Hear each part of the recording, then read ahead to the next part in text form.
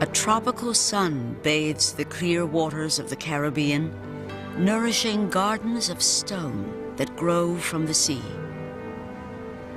Living coral towers from the ocean floor, creating an archipelago of tropical islands. But the reef is more than just a garden of stony coral. It's a community of 1,000 and more species whose very survival depends upon unlikely partnerships. Here, even predators ultimately depend upon cooperation between the many citizens of this city in the sea.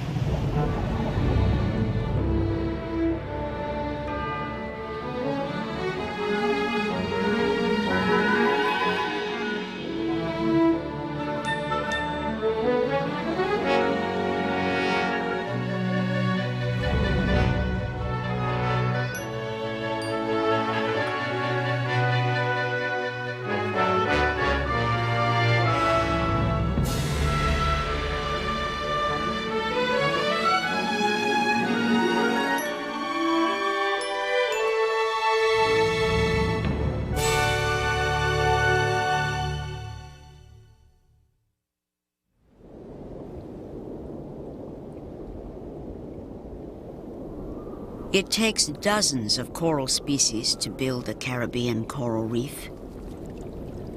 And though coral is sedentary, growing slowly like a desert cactus, it is not a plant. Coral is an animal and a predator. Stinging tentacles reach into the current to capture tiny planktonic creatures. But coral is not sustained only by feeding on plankton. Coral relies on a partnership with plants that live within its tissues. Microscopic algae manufactures food in exchange for sanctuary within the coral. Nourished by the algae, the coral grows slowly toward the sun, providing shelter for all manner of reef creatures.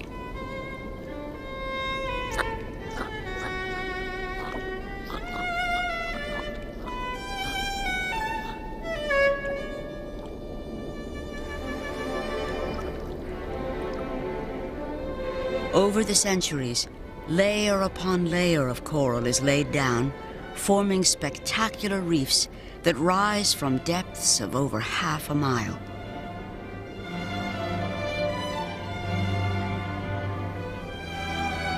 This partnership between plant and animal is not unique to coral. This is Cassiopeia, the upside-down jellyfish. It too cultivates an internal garden of algae. To survive, it seeks out a warm place in the sun, then merely lies about as its garden grows.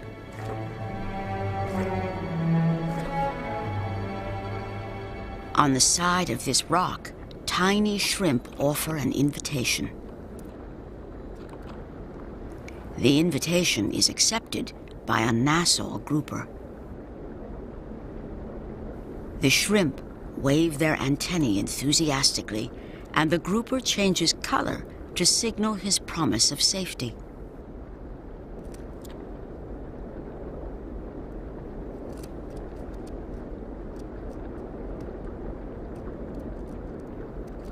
Pedersen shrimp are this city's dermatologists. They scour the fish, cleaning its skin of parasites and damaged tissue. The grouper benefits by having his body thoroughly cleansed. The shrimp benefits by feeding on whatever tidbits he may find on the grouper's skin or in his mouth.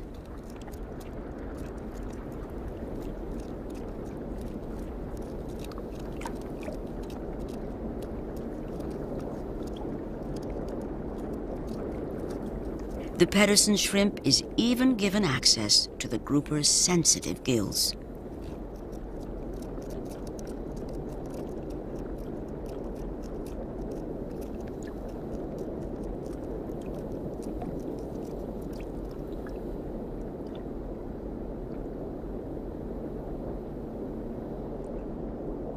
Nearby, another cleaning station is occupied by a tiger grouper. In this case, skin irritations are treated by cleaner gobies. But the partnership of trust is the same.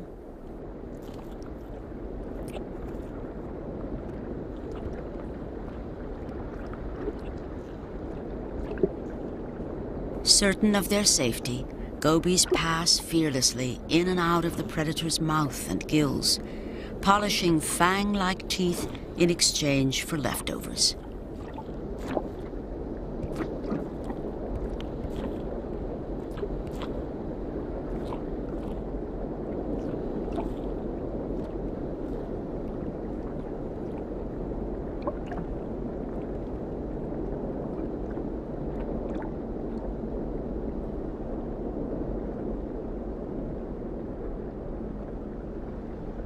Just a few feet away, Creole fish line up to be cleaned by a tiny blue and yellow hogfish.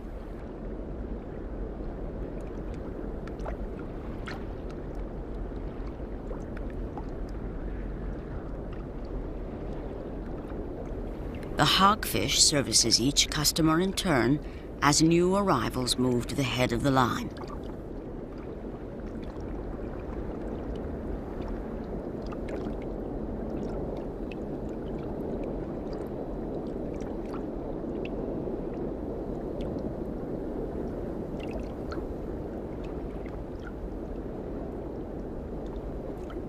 Even the fearsome barracuda offers safe passage to cleaners. His black color is his promise of safety.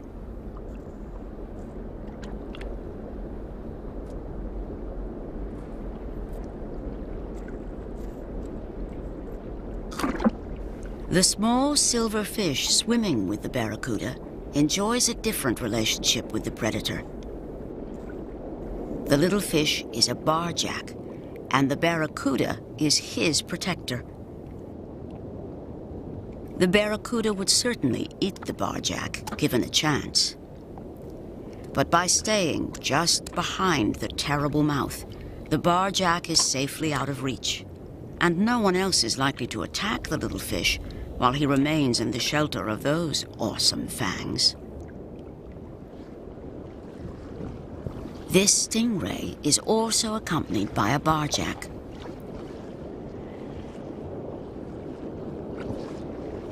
Like the barracuda, the stingray reaps no benefit by his association with the fish, but the barjack has good reason for staying close to the ray.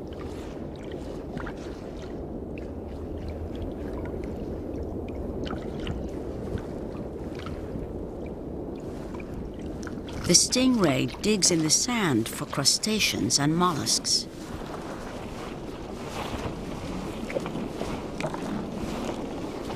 As it digs, small shrimp and tiny fish are uncovered. Once exposed, these tiny prey are swiftly captured by the waiting barjack.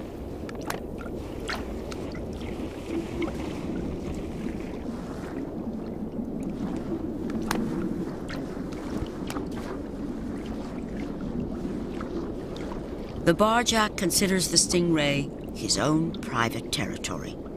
His black color is a signal for other barjacks to stay away. A confrontation develops when another barjack attempts to trespass. Both barjacks now claim the stingray as theirs, and both have turned black to prove it. Now, only a fight will settle the matter.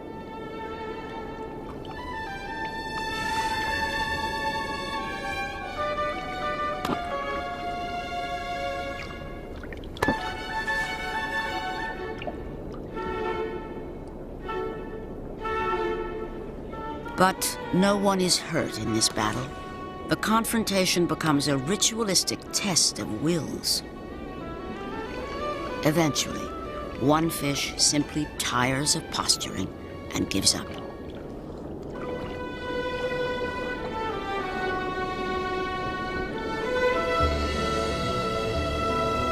In this coral community, displays of color and pattern help individuals recognize members of their kind.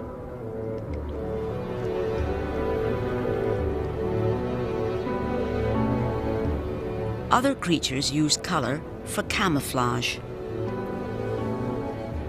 The peacock flounder is inconspicuous, adopting the patterns of the reef for concealment.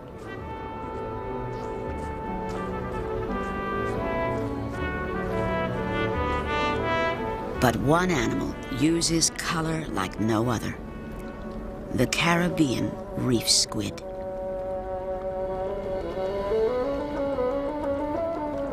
They exploit color and pattern brilliantly for camouflage.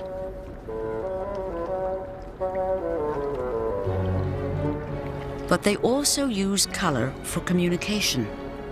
Their changing patterns convey messages to other squid.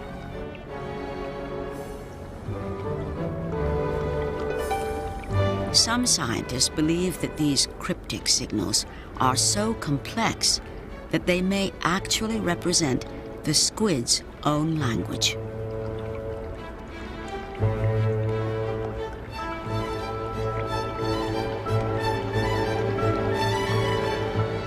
The black bar behind the eye means that this female is looking for a lover.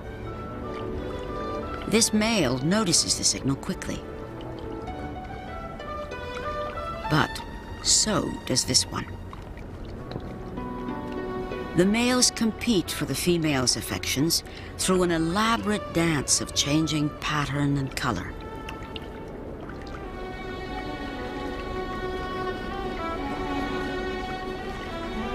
And somehow, a choice is made. But actual mating is anticlimactic. In the blink of an eye, an exchange is made. The male simply gives the female a packet of sperm. She can either keep it or toss it away as she chooses.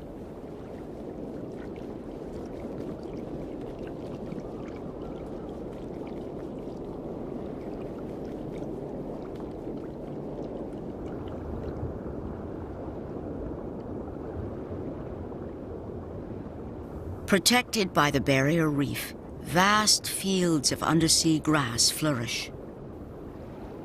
Herds of timid beasts once grazed these prairies. A few still survive here.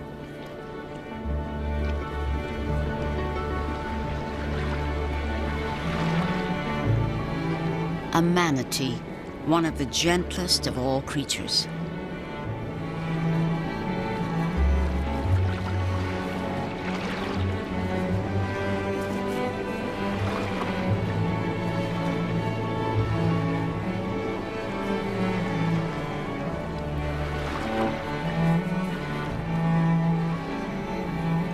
He does not travel alone.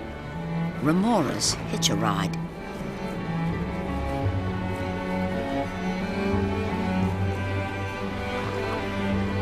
Their stomachs are full to bursting after feeding on the manatee's waste.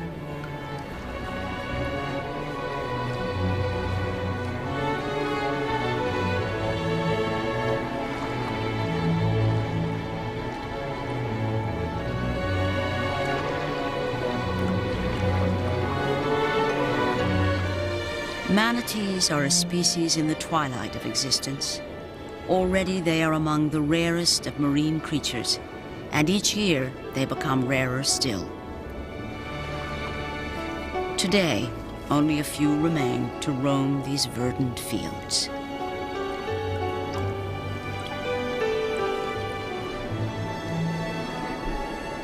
A barracuda also passes over the grass field and moves toward the reef.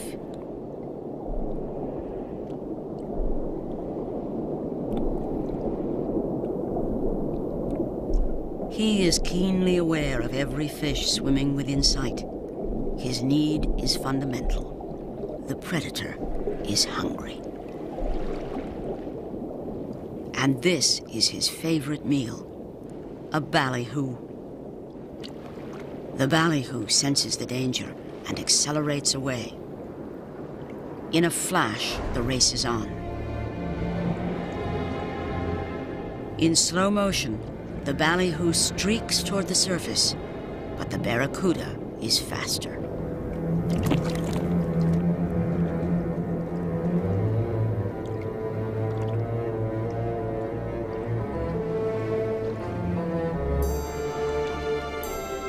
Although many relationships in this reef city are benign, these citizens are also links in the food chain, and at the end of the chain is the shark.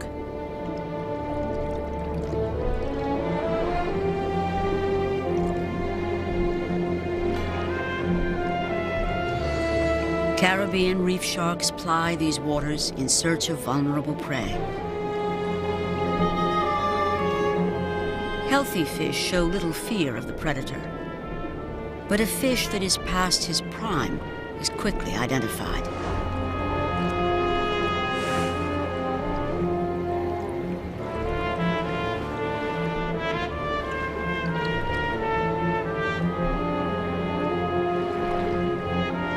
These fish are singled out, and sharks surge in pursuit.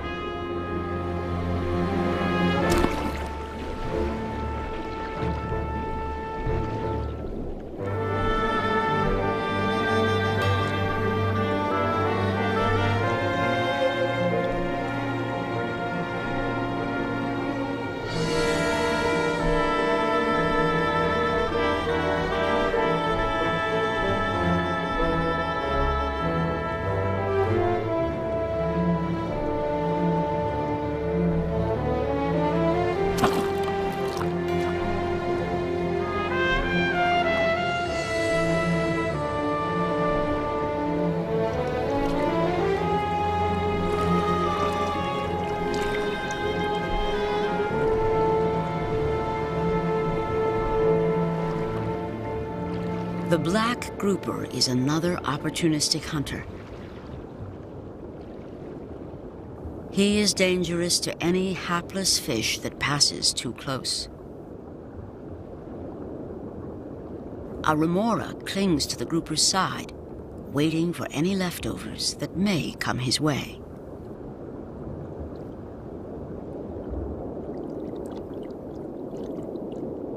But the black grouper swallows his prey whole and seldom leaves table scraps.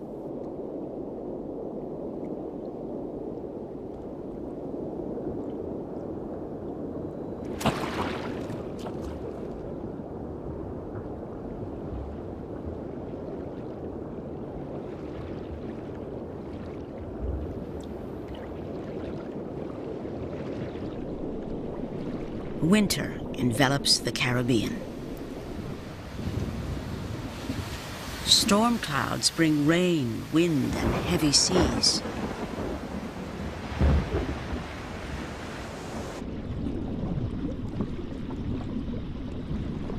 Waves crash over the reef, dislodging any creature who fails to hold tight.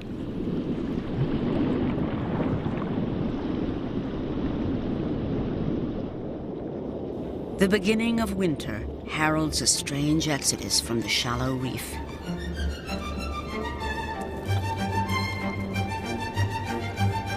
In advance of winter storms, lobsters leave the shallows and march toward the protective calm of deeper water.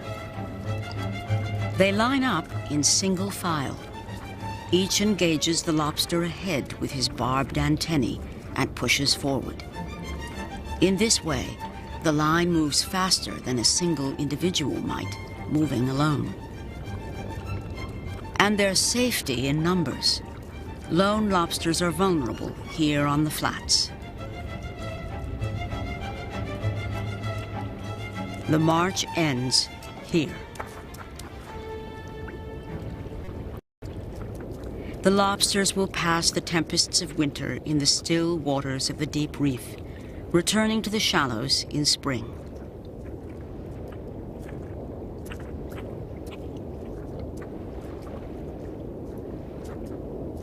But not all will survive this annual migration.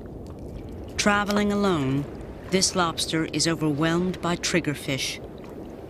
His spiny carapace is inadequate protection against their sharp beaks. A coral crab is also vulnerable out on the flats. He decides to leave the scant concealment of a sea fan and makes a dash for cover.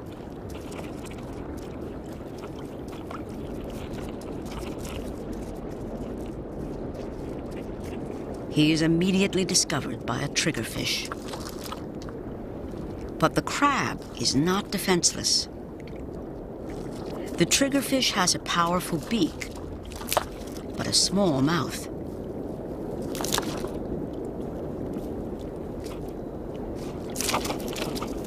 He can easily crush a leg or claw, so the crab presents only the hard, flat top of his head. The triggerfish can't get a grip.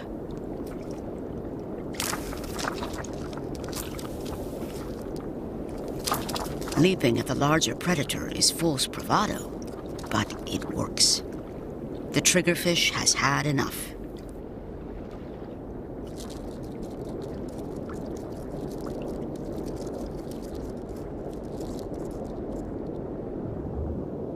Over the centuries, countless ships have met misfortune in the waters above and come to rest here on the reef.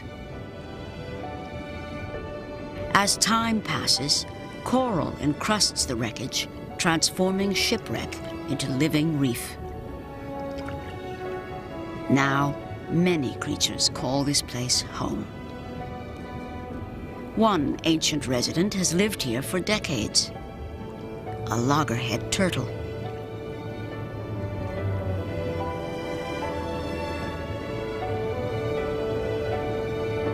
He rises late in the morning, enjoys a deep breath of fresh air, and begins his day of hunting on the reef.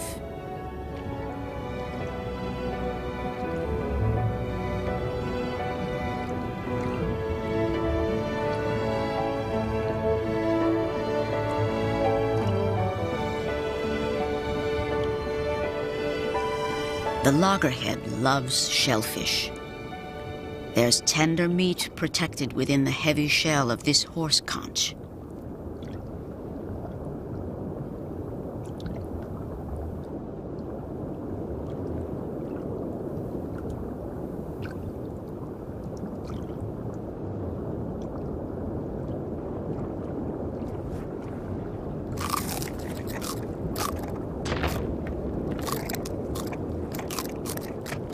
The turtle's powerful beak makes short work of the conch.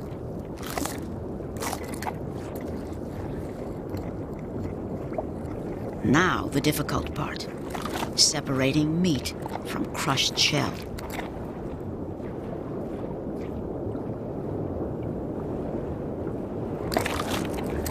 A pair of hands would be useful now, but the loggerhead will have to make do with flippers.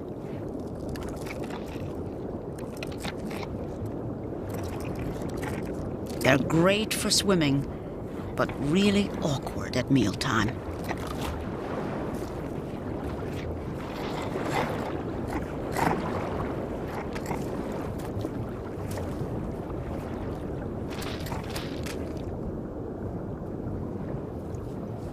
The first course complete, the turtle moves on in search of the next item on the menu.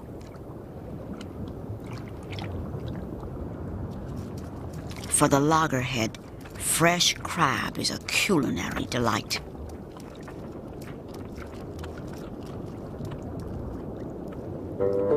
But first, the turtle must catch the crab.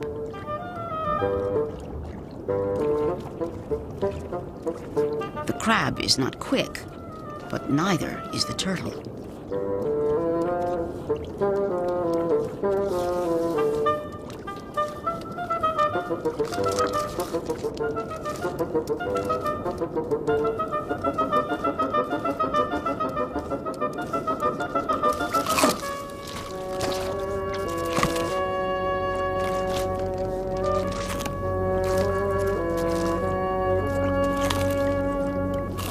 The loggerhead turtle has hunted these reefs for over half a century. His long life bears silent witness to the daily struggle of life over death. But the contest between predator and prey does not completely dominate existence in this world. Survival here also depends, as it always has, upon a confederation between species, an alliance of cooperation between citizens of this city in the sea.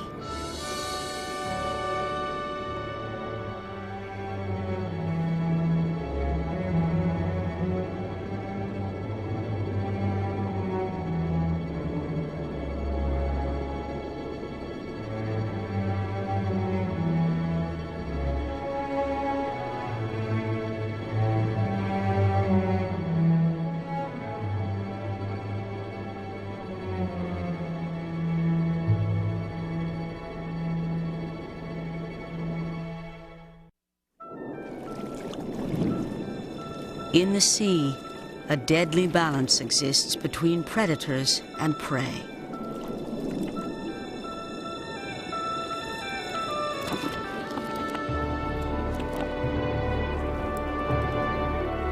Small creatures survive by stealth and concealment, while hunters depend upon strength, cunning, and ambush. In the sea, life is an endless and often savage game of survival.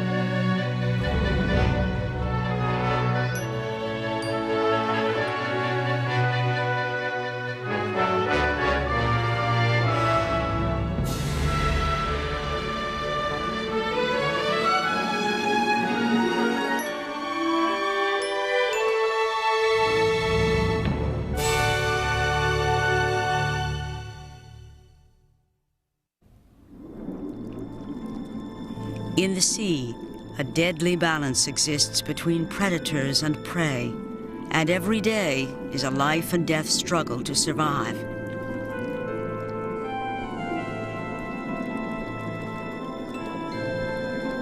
A school of sardines feeds on plankton. Their mirror-like scales flash in the bright sunlight, creating a difficult target for predators.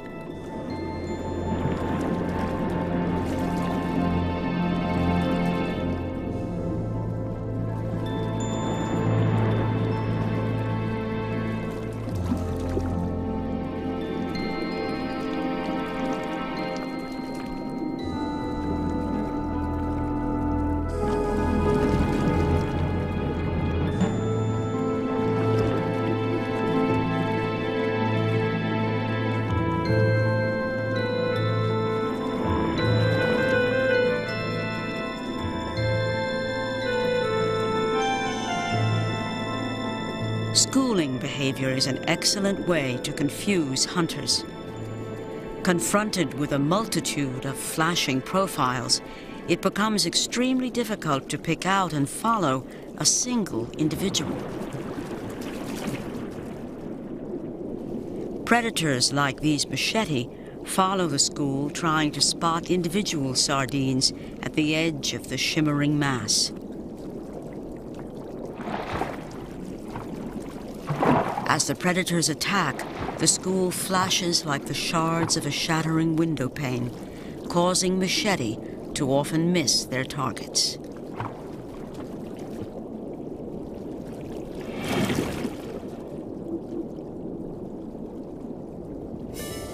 In the open ocean, there are hunters that specialize in attacking schooling prey. Hunters armed with swords. The swordsmen are striped marlin.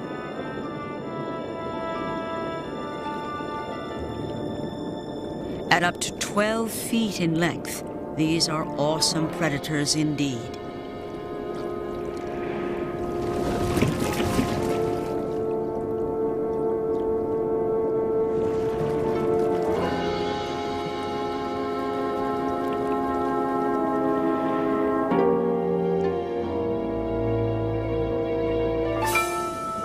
A dozen marlin have isolated a school of sardines in the open sea. These predators are uniquely equipped to deal with the flashing school.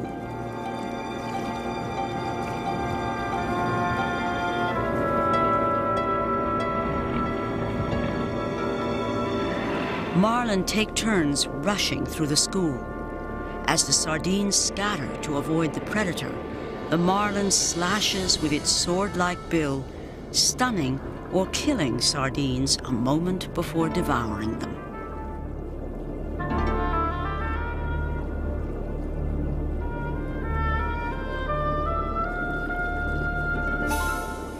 Occasionally, the sardines try to escape by making a desperate dash for deep water.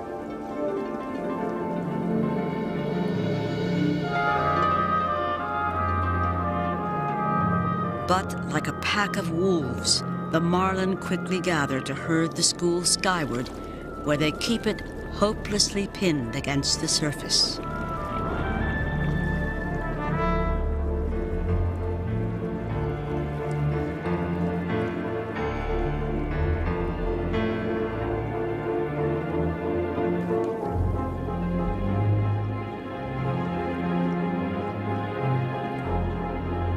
Then the predators resume, taking their turns slashing through the writhing mass.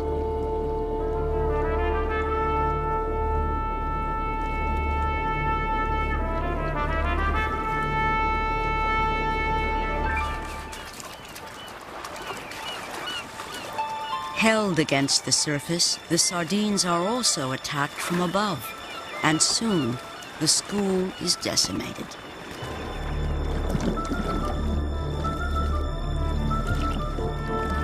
Only a few sardines remain, and the frenzy intensifies as marlin compete to satisfy their appetites.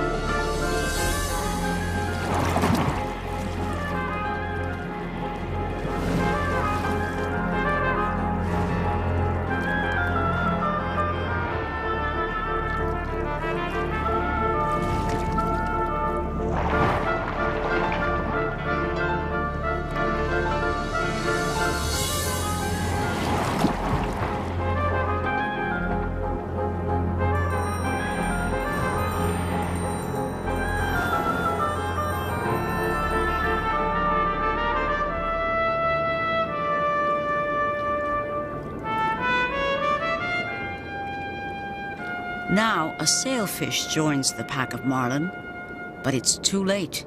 The sardines are gone.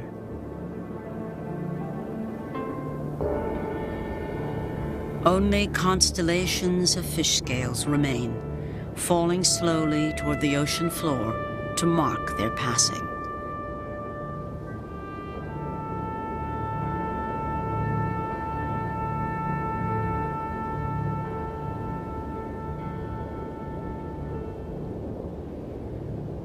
In many areas of the eastern Pacific, the ocean floor is covered with colorful clusters of hard coralline algae. And lurking here are creatures who depend upon concealment as a weapon of survival.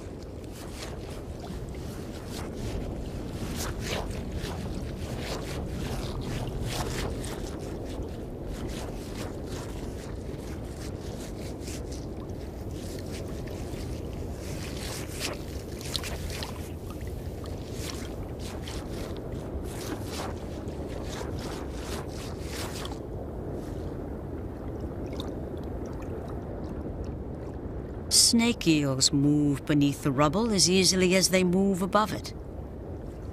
They emerge occasionally to forage on the surface for crustaceans and mollusks.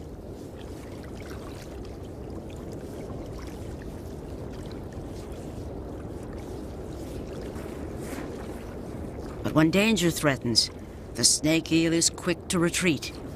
He uses his sharp tail to find purchase, then digs in backwards.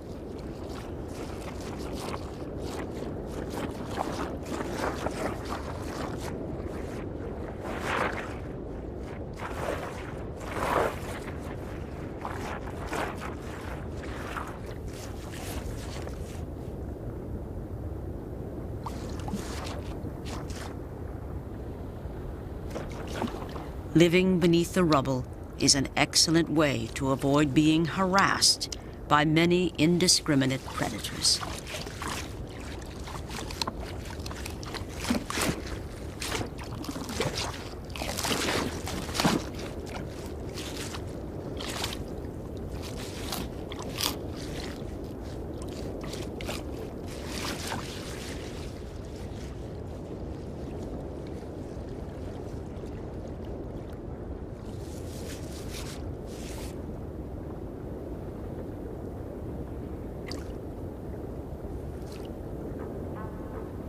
Another animal makes his den beneath the rubble.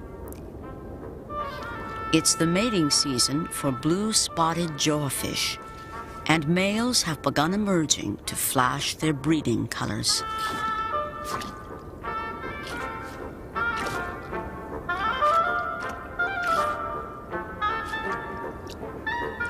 They leave the safety of their dens only long enough to attract the attention of the opposite sex. For the female, love is a more dangerous game. She must leave her safe den to rendezvous with any male she finds attractive. She is not a strong swimmer, and danger may be concealed at every turn. The scorpion fish is almost perfectly camouflaged against the colorful coralline rubble. He is an ambush predator.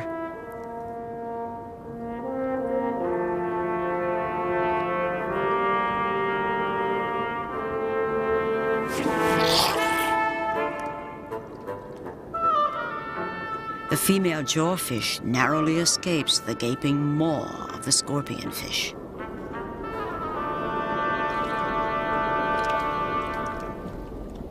The experience has put her out of the mood, and she immediately begins building a new burrow.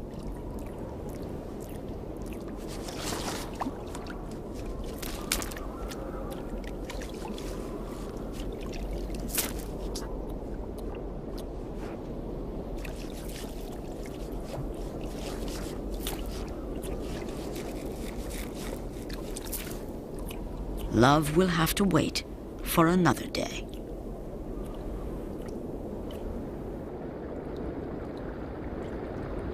A school of sand divers hovers over another sandy plain.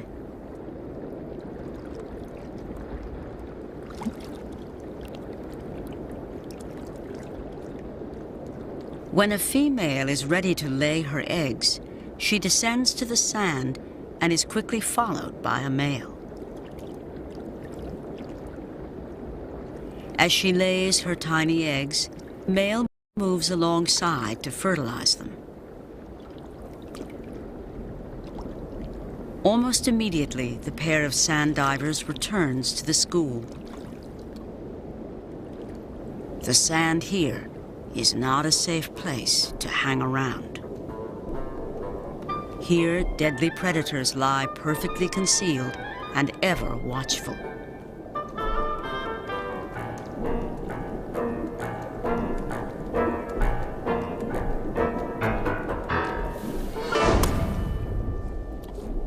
The sand was concealing a stargazer.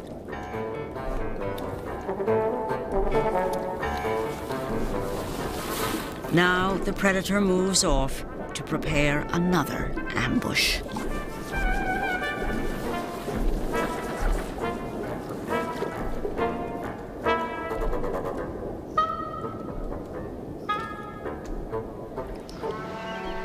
Some fish prefer not to entrust the survival of their young to the dangerous world in which they live. On the sandy shores of the Gulf of California, grunion are coming ashore.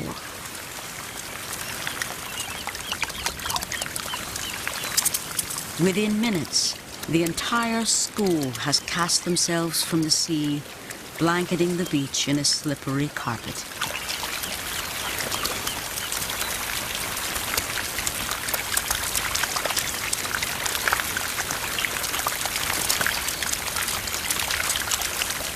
Females dig backwards deep into the sand to lay their eggs, while males compete to wrap their bodies around spawning females and release their sperm.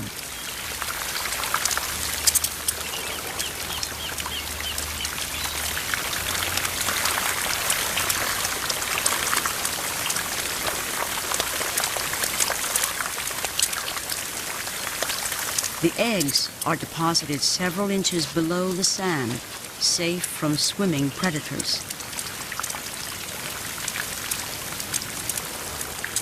For nearly 2 weeks, the eggs will mature in the warm sand while awaiting the next high tide to rise and sweep them away.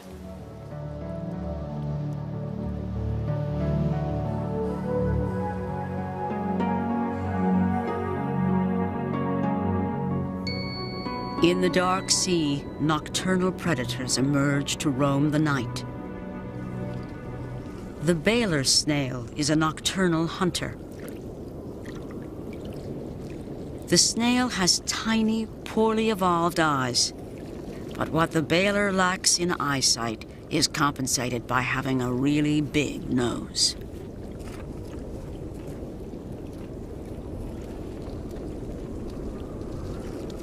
The Baler uses his enormous nose-like siphon to detect the slime trails of other snails.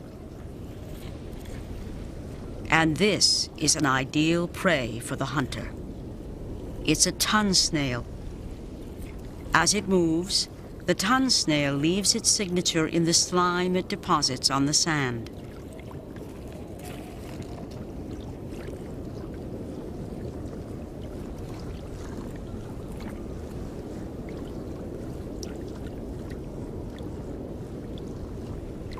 Now the Baler has picked up the scent and accelerates in pursuit.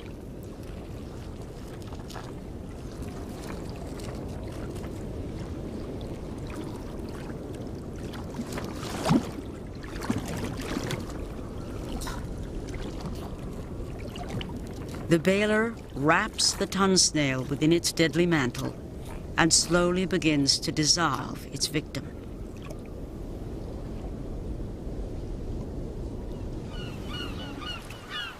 Dawn in the Gulf of California. The grunion have returned to the sea, leaving their eggs high on the beach, safe from oceanic predators. But the legacy of the grunion is not ignored by terrestrial scavengers. Sandpipers scour the beach, probing deep beneath the sand to reach rich deposits of golden eggs. Despite the efforts of feathered marauders, many grunion eggs will survive, to be washed away by the next high tide. On the edge of the Gulf Stream, dolphins are preparing to hunt. Below, the sandy plain may seem a poor hunting ground. But on close inspection, the sand is alive with razorfish, which are quick to dive beneath the surface when predators approach.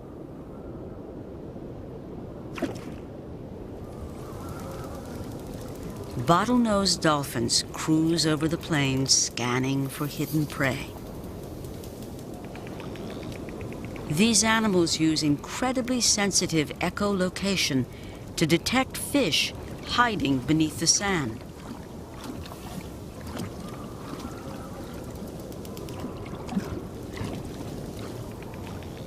The dolphins broadcast sound waves into the sand and can detect a hidden razorfish by listening to the echoes that reflect back. In this way, the dolphin can essentially see a razorfish hiding several inches below the surface.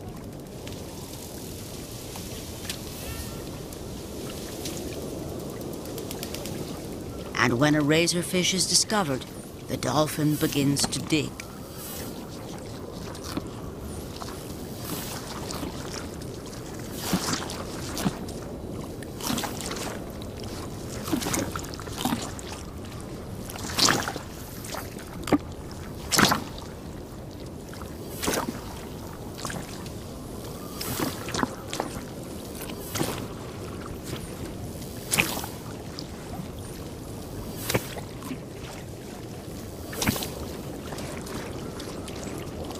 Finally, the dolphin emerges with his tiny prize.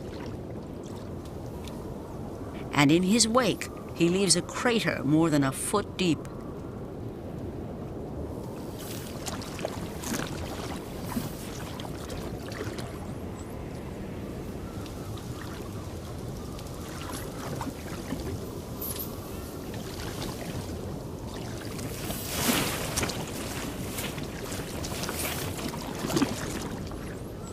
The tiny razorfish seem a small prize for so large a predator. But the dolphins may graze on these sandy plains all day, and this is but one of many ways that bottlenose dolphins feed.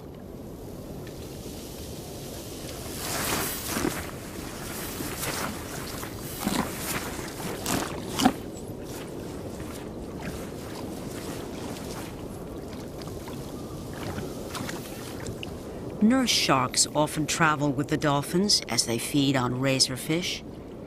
And though the sharks do not have the dolphins' echolocation abilities, they have senses that are equally sophisticated. The nurse shark scans the featureless sand. As the shark passes over a buried razorfish, the predator can actually detect the electric field produced by the hidden prey.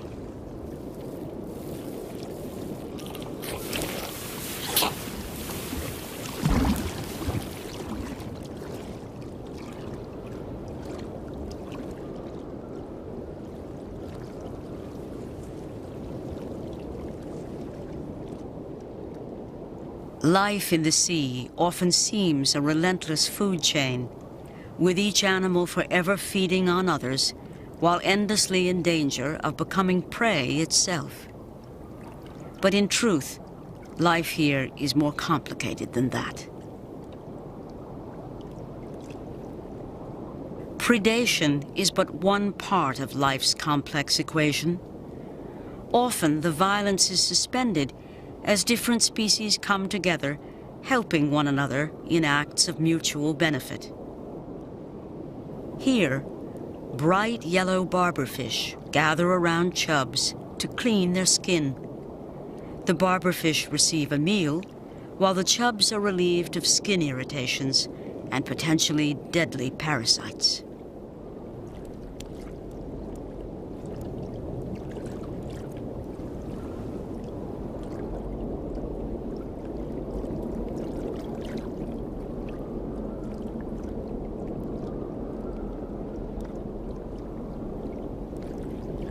Another magical alliance occurs at this special place in the waters off Hawaii.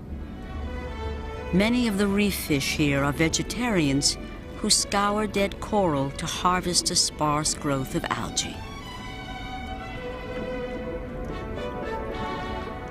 But the algae growing on these rocks is not their only source of food. Sometimes, dinner is delivered. A green sea turtle glides down toward the reef. During their travels, sea turtles accumulate algae on their shells, which, left to grow, might hinder their movement through the water. So the turtles come here. The turtle shell has become a tiny verdant pasture that is appreciated by the vegetarians. And the fish's delicate nibbling is welcomed by the turtle.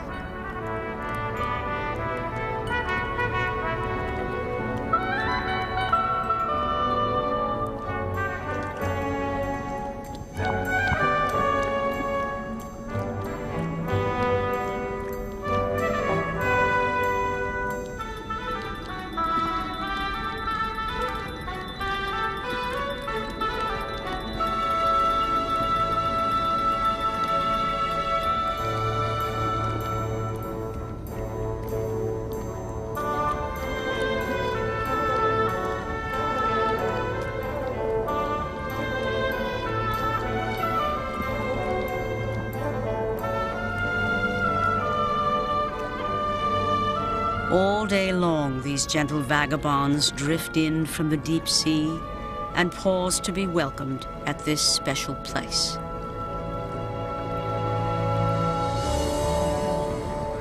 These pleasant encounters are more than uncommon interludes in an often violent struggle. There is a pattern here, a complex fabric that orders the survival of every species. The struggle of predator and prey is but one thread in the weave of life's amazing tapestry.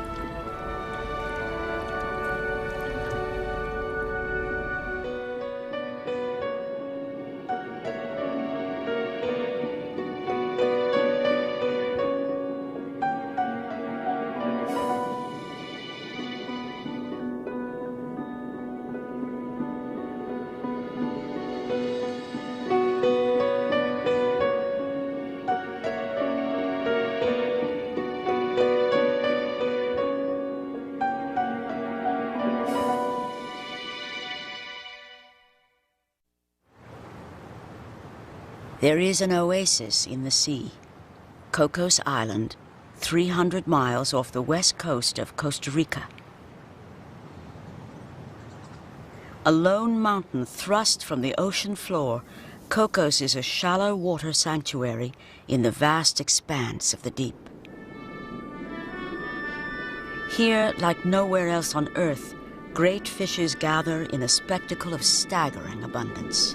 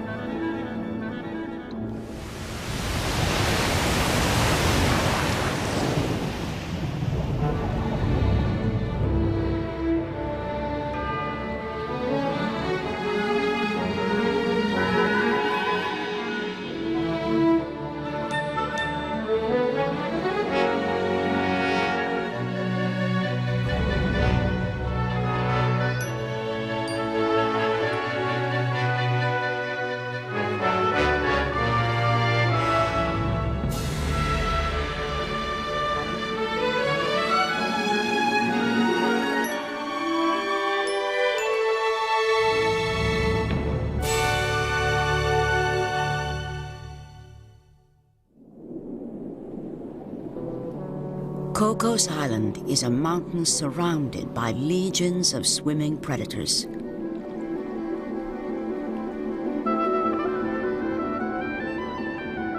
Here, great schools of skipjack tuna shimmer in the blue light.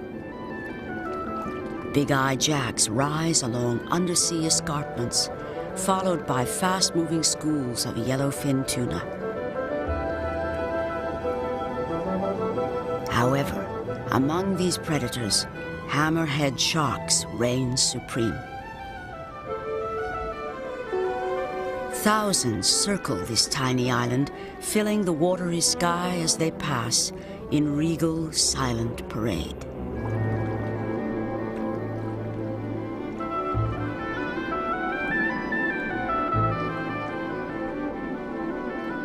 It is not completely clear why these sharks school in such number, but when they approach the reef, it is often to meet with this tiny fish. It's called a barberfish. Barberfish are cleaners. They specialize in the care and treatment of hammerhead sharks. Swimming slowly along the reef, a hammerhead attracts the attention of the barberfish, which gather around to bite off parasites and bits of diseased tissue.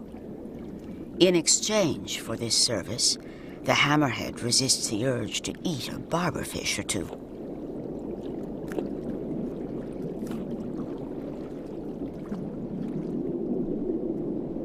King angelfish will also serve as cleaners, and this one fearlessly joins the operation.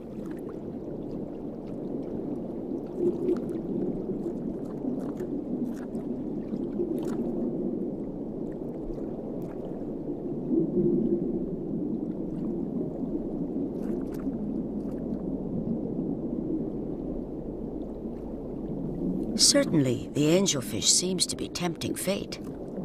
But this strange alliance is seldom violated, and cleaners are rarely eaten by their clients.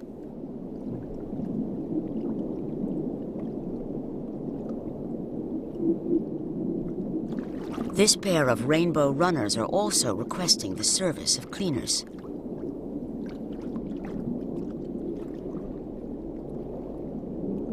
The open mouth and heads-up posture is a signal to the barberfish that the rainbow runner wishes to be cleaned.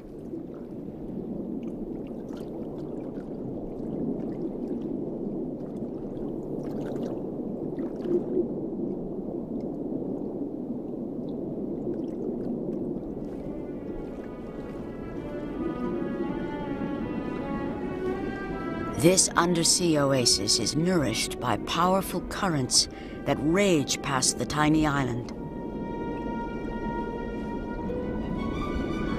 Deep submarine rivers of cold water often surge up the slopes of this undersea mountain and bathe these tropical reefs with nutrients. And when that happens, temperatures may drop 25 degrees. The waters blur as warm temperatures mix with cold, and fish move in and out of view like phantoms in a dreamscape.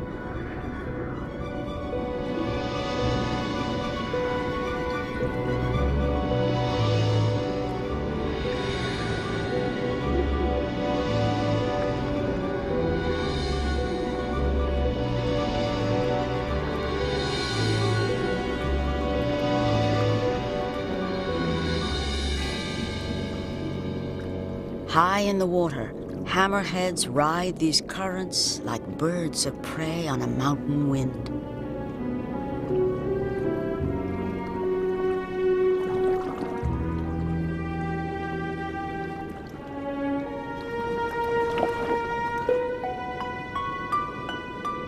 Below on the reef, a pair of frogfish are courting.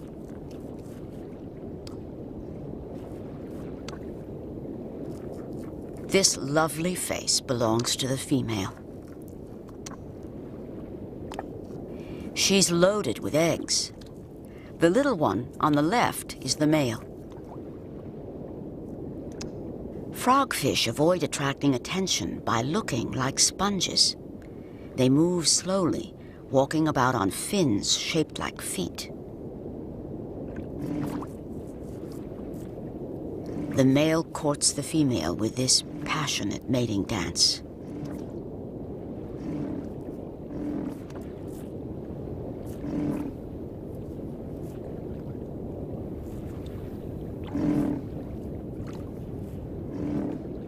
Certainly, a grunt and a wiggle are exquisitely subtle. Eventually, the female does get the message, but she'll wait to release her eggs after the sun sets, when predators can't see them.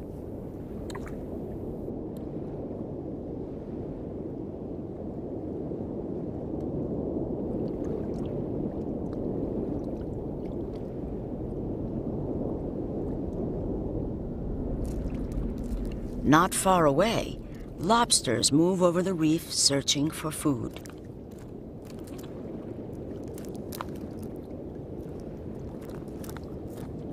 There are enormous numbers of lobsters around Cocos Island, and all of them seem to be hungry just about all of the time.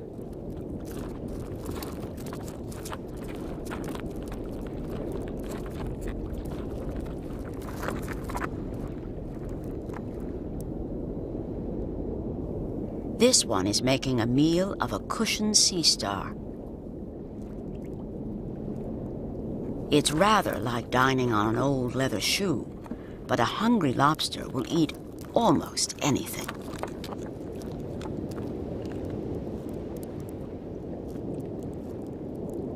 This sea urchin is a more challenging prey. It's nice and soft inside, but first there's the little matter of getting through those wildly waving venomous spines.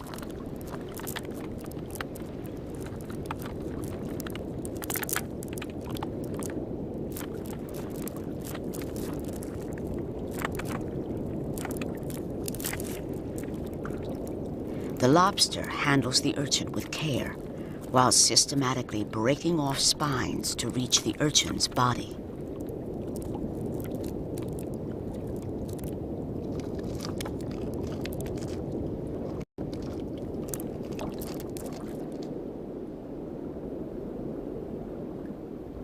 At the base of the reef is a vast sand plain.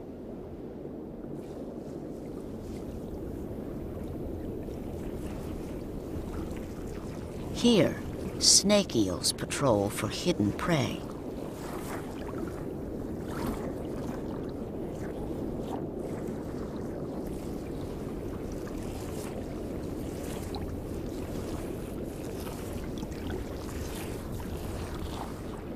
This fish in a snake's clothing methodically searches the sand for crustaceans and other small animals.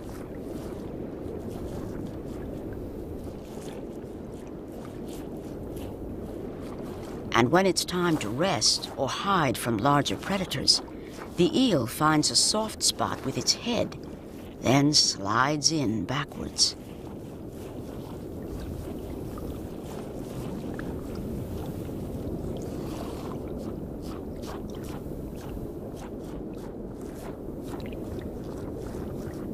After all, going head first could be rough on an eel's complexion.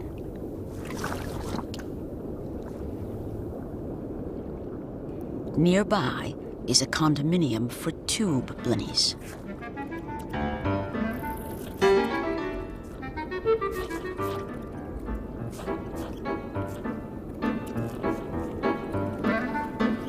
These irascible little fish do not make friendly neighbors.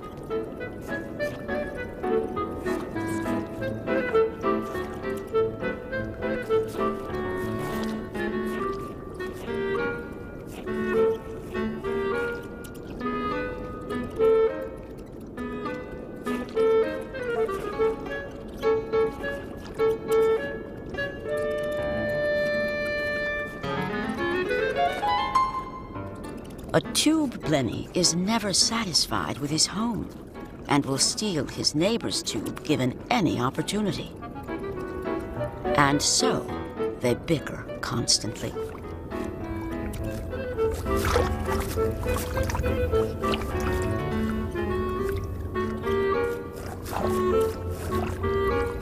Fortunately for them, with heads the size of pencil erasers, these quarrelsome little creatures are small enough to be ignored by most other citizens of these waters.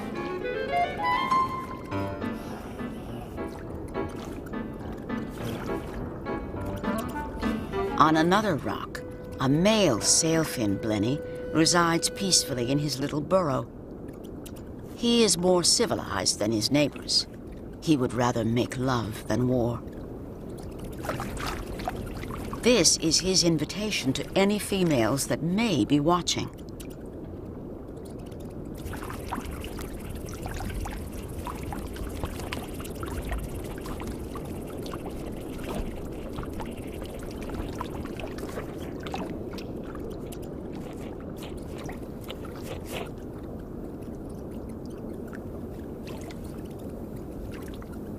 Across the way, a pair of female sailfin blennies are too angry with each other to be interested in the strutting of a sexy male. As they get really mad, their red eyes change to angry white. And to sailfin blennies, white eyes mean watch out.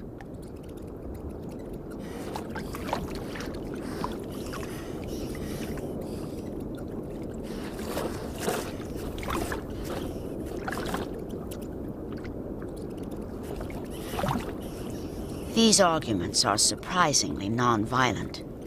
Even though there's a lot of huffing, puffing, and posturing, the fish seldom bite, and no one actually gets hurt. Rocks are rare on the flats. Where one is found, it is often home to a community of animals.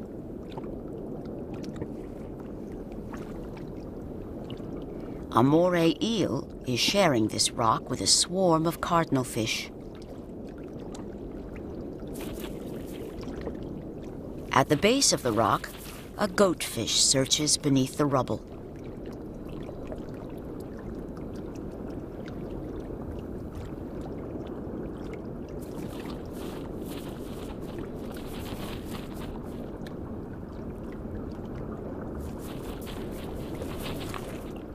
It uses the long, sensitive barbels beneath its chin to probe for worms, crabs, and other hidden prey.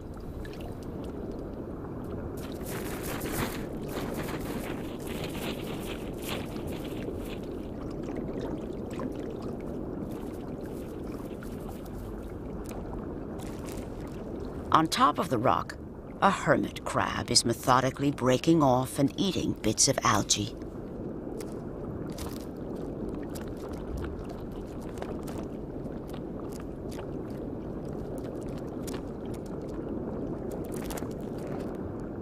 Because hermits live in shells abandoned by other animals, they spend a lot of time wandering around looking for bigger and better homes.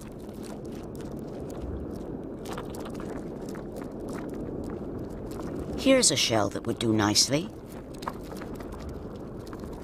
Unfortunately, it's already taken, and the owner seems unwilling to give it up.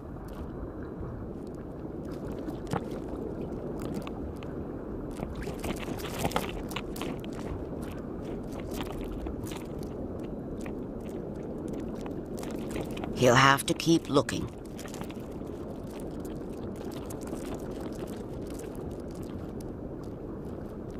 Now there's a shell worthy of attention.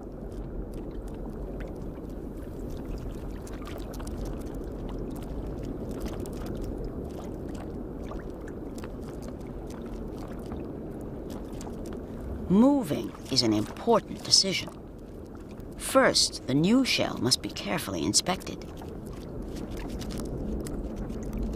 It's larger and unoccupied, so the switch is made.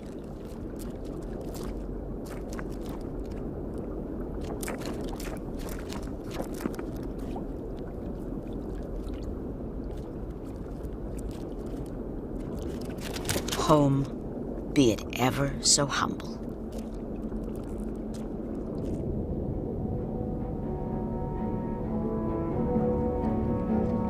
Above the rubble field and on the sides of the mountain, the legions are gathering.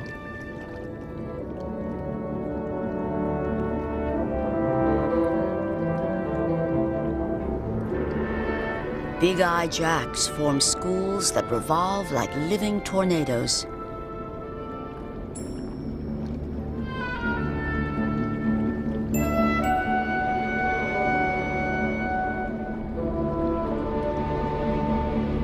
Clouds of fish spin and swirl by the thousands, blocking out the sun.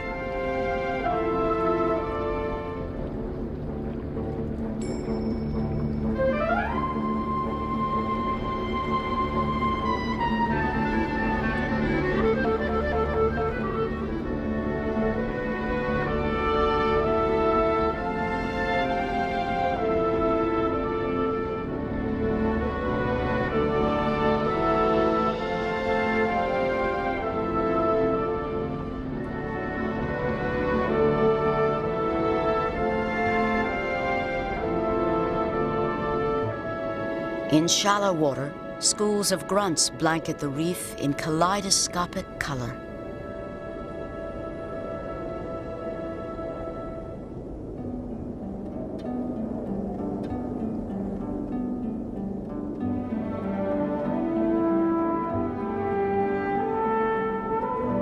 Below, groups of red soldier fish hover near the shelter of the reef.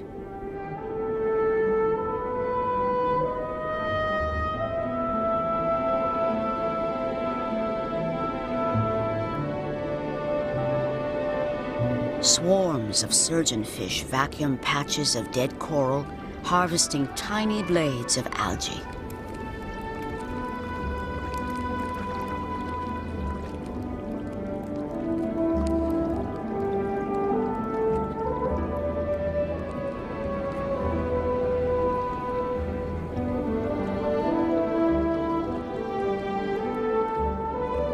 And always, the watery sky above is filled with the mysterious gathering of hammerheads.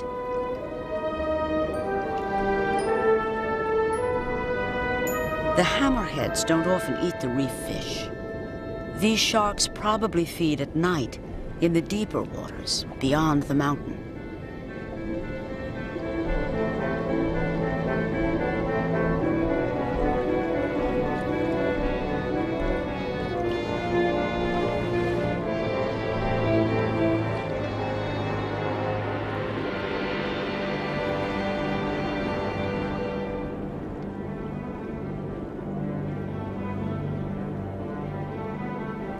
Like an alien spaceship, a manta ray glides over the reef.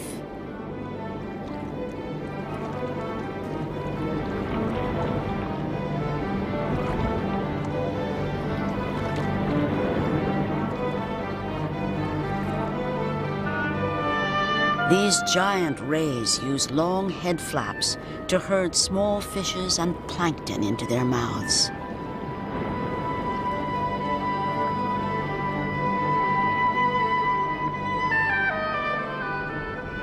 Other schools are gathering at the base of the mountain.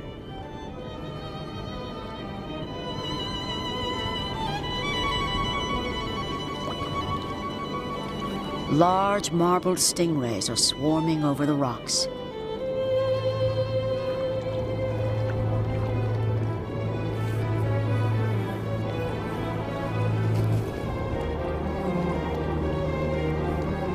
And all of them are males. Well, almost all of them. At the center of attention is one large female, lying next to a rock.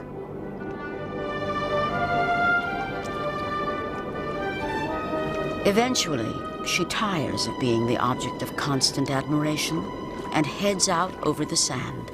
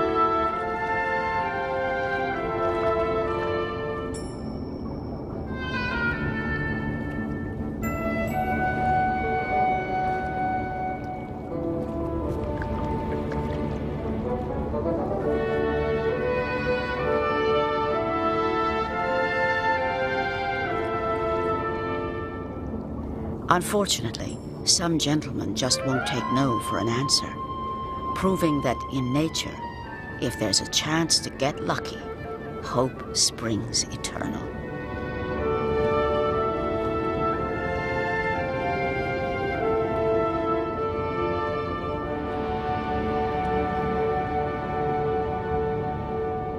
It's late afternoon, and white-tip reef sharks have gathered next to the reef to rest, like sunbathers on a crowded beach.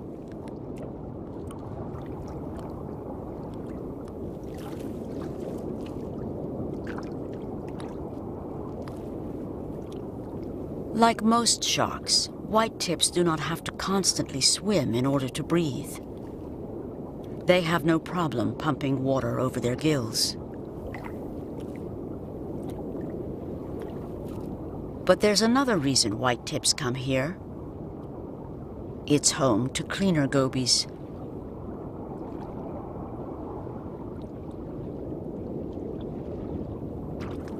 They scour the shark in search of tiny parasites or bits of damaged tissue, often a ticklish process.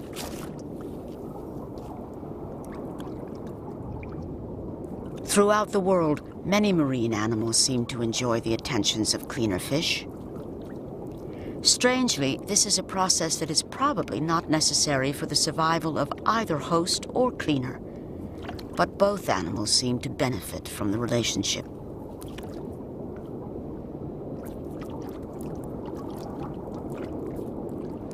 The cleaner gobies seem determined to find some delectable tidbit in the shark's nostrils.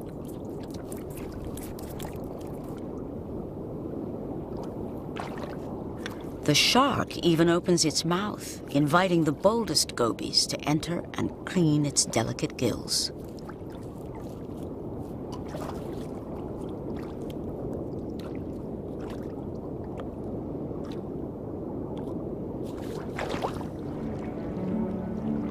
But as night begins to fall, the shark leaves to join the great schools gathering at the edge of the reef. Here, shrouded by descending twilight, predators set out to hunt alone in the vast void of the deep. But come morning, they will return once again to this shallow water sanctuary, this mountain in the sea.